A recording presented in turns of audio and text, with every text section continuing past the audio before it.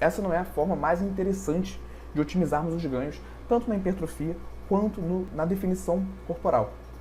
Como eu falei, isso nós não aprendemos na faculdade, mas é fundamental para o nutricionista que quer trabalhar nessa área de nutrição esportiva o desenvolvimento dessa capacidade de periodizar a sua conduta nutricionalmente. Inclusive, é isso que vai gerar mais adesão do seu paciente ao plano alimentar.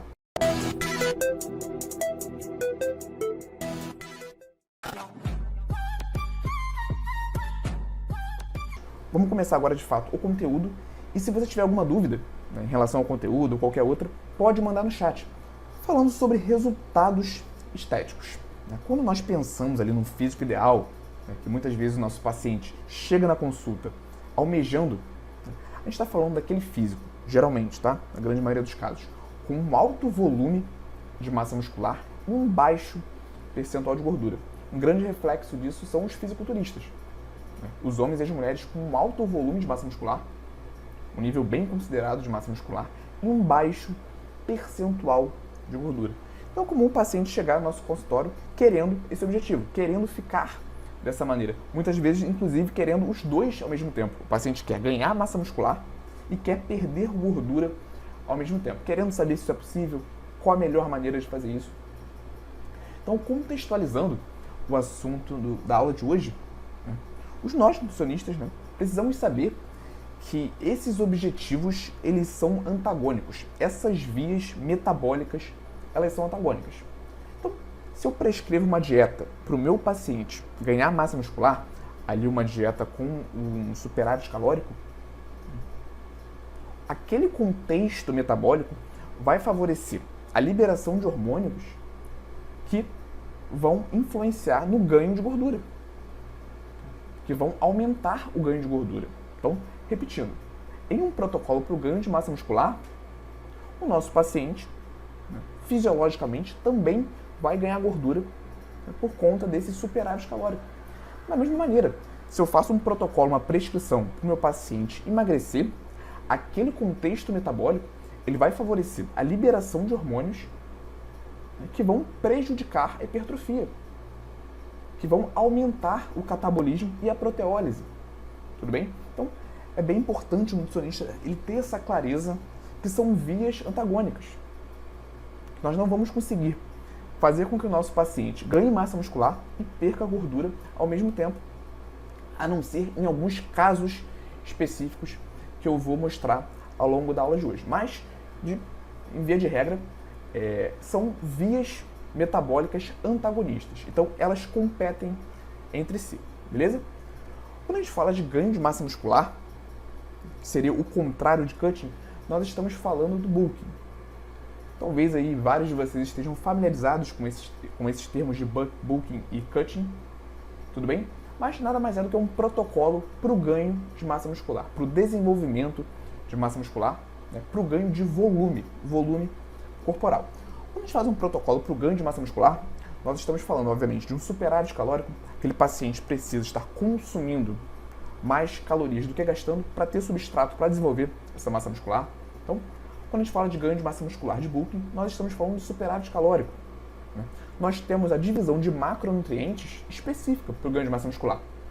Aqui a gente tem uma dúvida que é extremamente comum, pela grande esmagadora maioria dos leigos e também por muitos profissionais.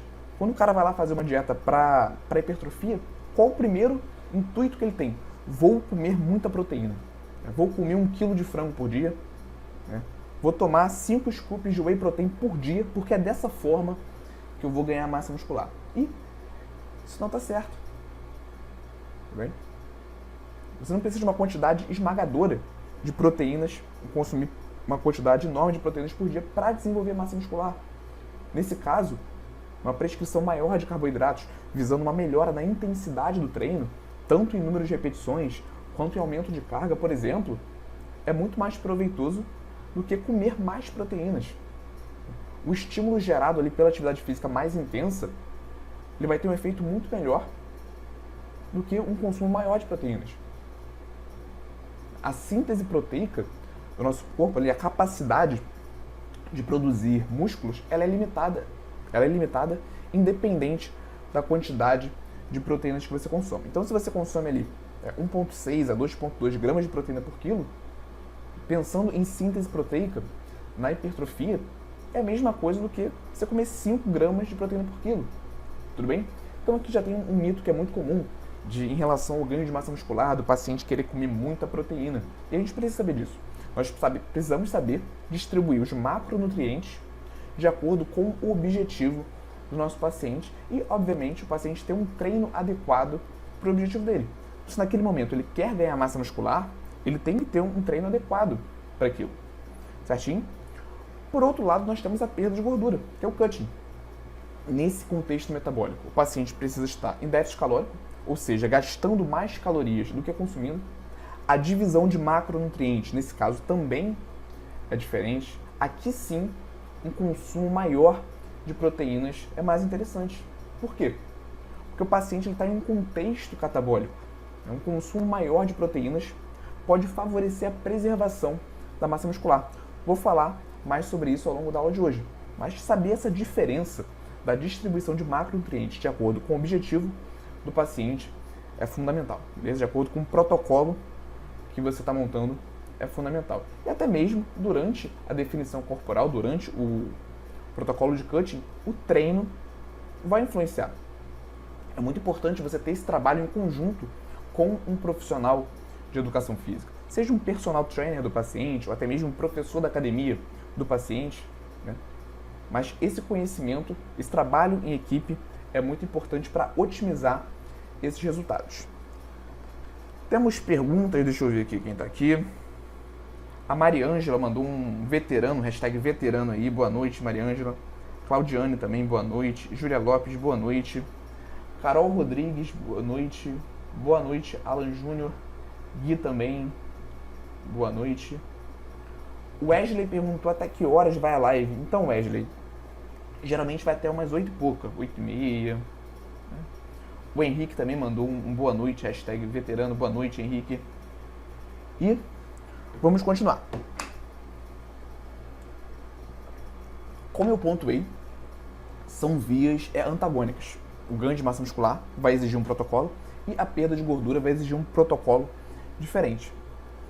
Aqui mostrando, aqui ilustrando, tornando mais didático, é como se o processo de bulking fosse o ganho de volume, o desenvolvimento de massa muscular, que vai trazer junto consigo o ganho de gordura também, né? É como se o bulking fosse a construção, o volume, e o cutting fosse a lapidação. Então essa imagem mostra isso muito bem. Por mais que sejam, né, vias antagônicas, trabalhar com os dois em conjunto é o que vai trazer os melhores resultados para o seu paciente. E é isso que nós chamamos de periodização nutricional. Periodização nutricional. Isso aqui pode ser um termo novo para muitos de vocês. Realmente a gente não vê isso na faculdade, tudo bem? Até mesmo anos depois de formado. Mas periodização nutricional consiste nessa alteração de estratégias nutricionais visando um objetivo final. Uma forma de periodizar nutricionalmente a nossa conduta é intercalar entre o bulking e o cutting. Primeiro, nós trabalhamos com o bulking para o nosso paciente desenvolver massa muscular e depois disso, nós trabalhamos com um protocolo de cutting para ele reduzir o percentual de gordura, visando preservar ao máximo a massa muscular que ele desenvolveu durante o bulking. Então, isso é o que nós chamamos também, isso é uma forma de nós periodizarmos nutricionalmente a nossa conduta, certo? Ah, Igor, e como que funciona? Como que funciona essa periodização? Eu deixo 2 meses em bulking, 3 meses em cutting. Qual é a receita de bolo? A verdade é que não tem uma receita de bolo. Você tem que basear principalmente nos feedbacks do seu paciente. Isso varia de acordo com o resultado estético que ele está obtendo e também com os impactos fisiológicos. Vou dar um exemplo. Se você faz um protocolo de bulking para o seu paciente e continua acompanhando ele, você analisa que ele realmente está desenvolvendo massa muscular, que ele está desenvolvendo massa muscular de uma forma bem mais expressiva do que gordura, ele não está tendo nenhuma alteração negativa nos exames bioquímicos, nesse caso você pode estender esse tempo de bulking. Tudo bem? Se por outro lado você está analisando um outro paciente que está em bulking, mas já começou a desenvolver muita gordura corporal, começou a apresentar uma certa resistência à insulina por conta do maior aporte de carboidratos. Nesse caso, para esse segundo paciente, manter o bulking não é tão interessante. Já seria melhor iniciar um protocolo de cutting. Então a gente tem aqui alguns períodos que podem funcionar como um norte, mas a nossa conduta ela vai depender principalmente dos feedbacks do nosso paciente, beleza?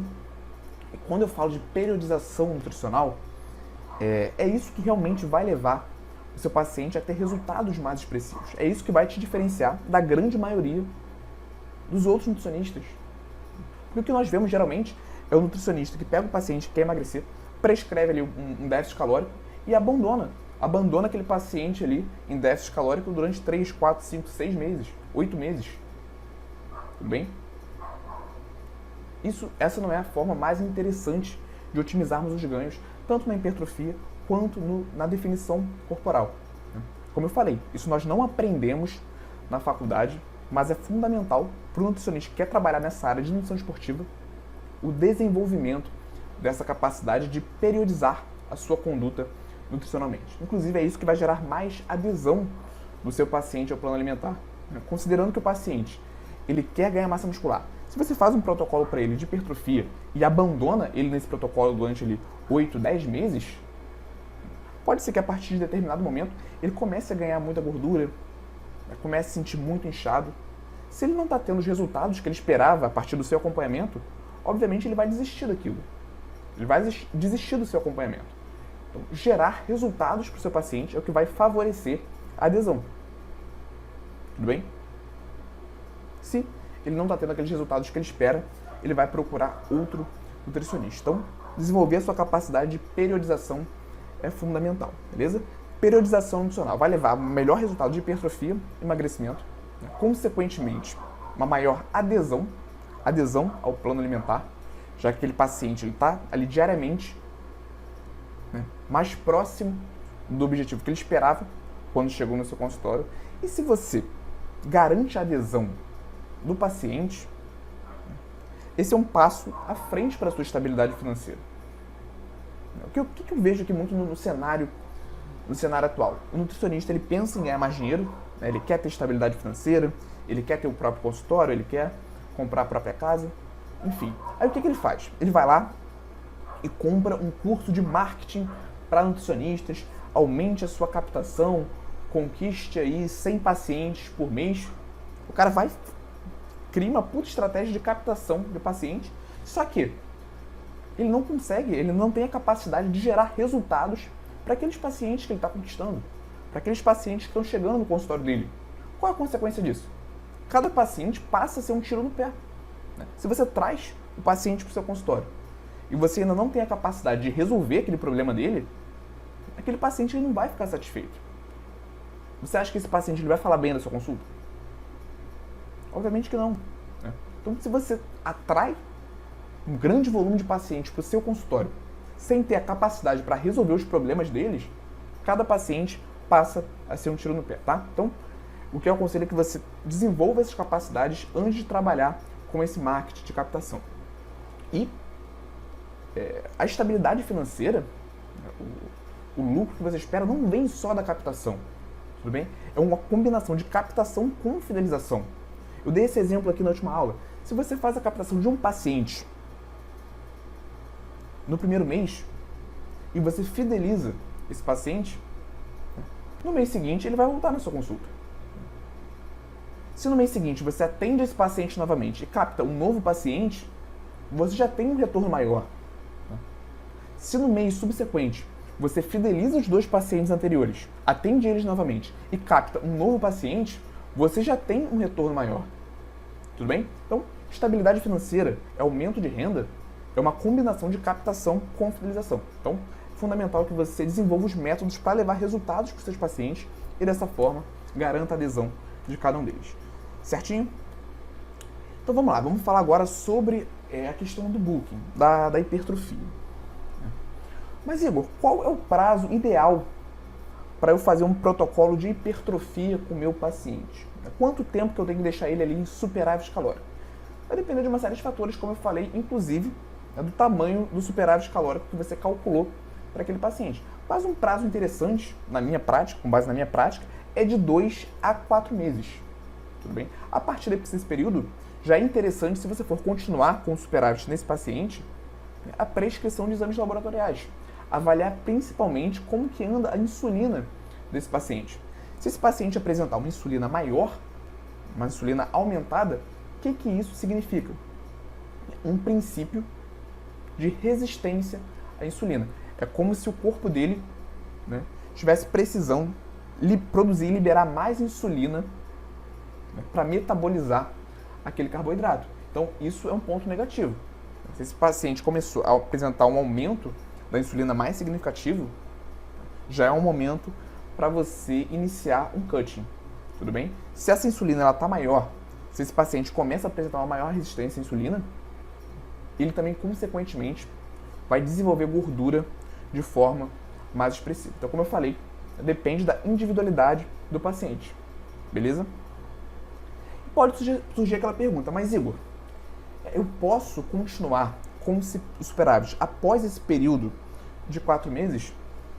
Eu falei, depende dos resultados desse paciente, do feedback, tanto fisiológico, bioquímico, ali a partir de uma análise dos exames laboratoriais, mas também do resultado estético. Como que esse paciente está esteticamente?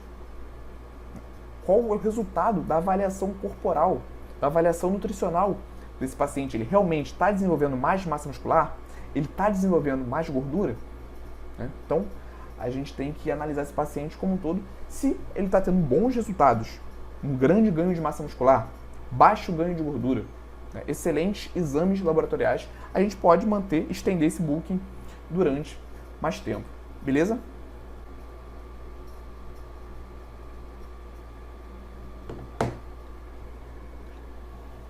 Se por um lado eu falei do booking, né? Hora de falar do cutting, que é o tema principal da nossa aula de hoje. Mas Igor, quanto tempo que eu vou deixar o meu paciente cutting? Primeiramente, eu queria explicar aqui a diferença entre o cutting, o cutting como é conhecido, a definição corporal, e o emagrecimento. Se você está atendendo um paciente com obesidade, por exemplo, um paciente realmente com um grande percentual de gordura, você vai iniciar com ele um protocolo de emagrecimento, não um protocolo de cutting. Aquele paciente ali, ele precisa de fato perder peso, perder gordura de forma expressiva.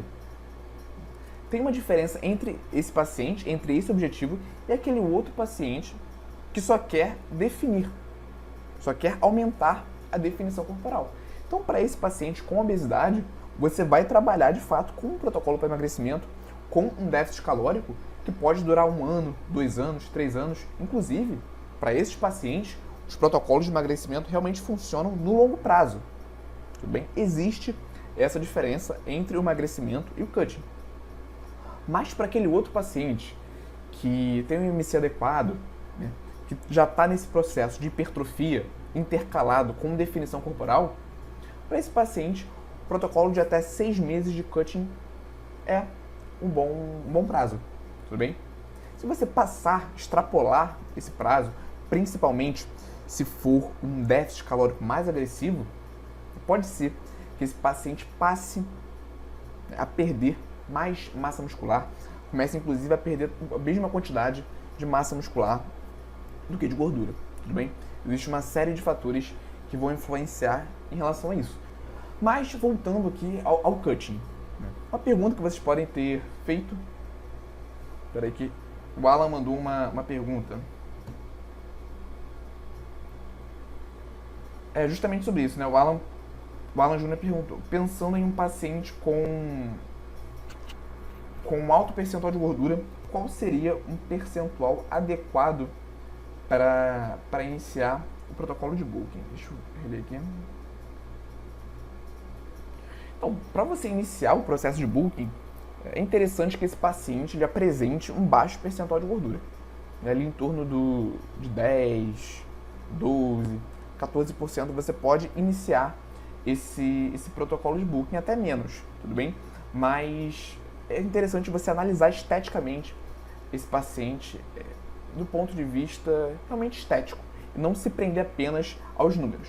Mas se formos falar de número, ali em torno de 10, 12% você consegue iniciar um protocolo de bulking, beleza? O Robert perguntou, a dieta cetogênica seria uma boa estratégia? Então, esse conceito de dieta cetogênica ele é um pouco complexo, né? Porque quando a gente fala assim, dieta cetogênica, o que vem na cabeça da grande maioria é o seguinte, uma dieta cetogênica é aquela com um baixíssimo teor de carboidratos, um teor mediano de proteínas, ou até mesmo um teor alto de proteínas, e um alto teor de gorduras. Só que uma dieta cetogênica mesmo, original, bem feita, né, para de fato o indivíduo entrar em cetose, aumentar expressivamente a produção de corpos cetônicos, ela é bem difícil de ser seguida. Porque uma dieta cetogênica original, ela não só tem um baixíssimo percentual de carboidratos, como também um baixíssimo teor de proteínas. O que acontece? Se a gente aumenta a ingestão de proteínas, nós temos uma maior gliconeogênese, que é a produção de glicose a partir das proteínas. Não só das proteínas, né? Mas também de proteínas. Se nosso corpo passa a produzir a glicose a partir dessas proteínas que nós estamos ingerindo, né? Isso dificulta a entrada no processo de cetose. Tá? Então, quando a gente fala de dieta cetogênica, geralmente nós não estamos falando da dieta cetogênica original. Nós estamos falando apenas de uma dieta low carb muito restrita em carboidratos, certo? E para avaliar se uma dieta muito restrita em carboidratos seria interessante para o paciente, vai depender de uma série de fatores, como eu falei, exames laboratoriais. Eu gosto muito de utilizar esses exames laboratoriais para avaliar como que aquele indivíduo está metabolizando o carboidrato naquele momento, tá? Outro fator que vai definir isso é a intensidade do treino desse paciente. Se esse paciente ele treina com bastante intensidade, não existe ali a necessidade da gente reduzir muito o carboidrato desse paciente, porque isso poderia comprometer o treino dele. E um treino de alta intensidade é interessante tanto durante a hipertrofia, para gerar os estímulos hipertróficos, né, que vão levar ao ganho de massa muscular, como também durante o cutting. Porque durante o cutting, aquele paciente tem que treinar, né, tem que mostrar para o corpo dele que a preservação da massa muscular é importante. Então acaba sendo muito individual utilizar ou não uma dieta mais restrita em carboidratos. Beleza? E aqui retomando a pergunta que talvez vocês tenham feito aí na cabeça de vocês. Mas Igor, é possível perder gordura e manter massa muscular ao mesmo tempo? Então eu vou iniciar o cutting com o meu paciente. Eu consigo fazer com que ele perca só gordura, prescrevendo um déficit calórico?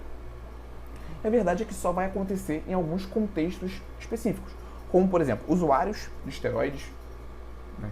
Então muitos, né, grande parte dos fisiculturistas utilizam esteroides. Então é possível que o seu paciente que levou a foto do fisiculturista para o seu consultório falando querer ficar igual a ele, é possível que ele não vá conseguir ficar daquela maneira, com um grande volume de massa muscular e um baixo percentual de gordura sem o uso de esteroides. Ele pode sim obter excelentes resultados de forma natural, mas dependendo da referência que ele levou para você, é de fato impossível, sem o uso de esteroides.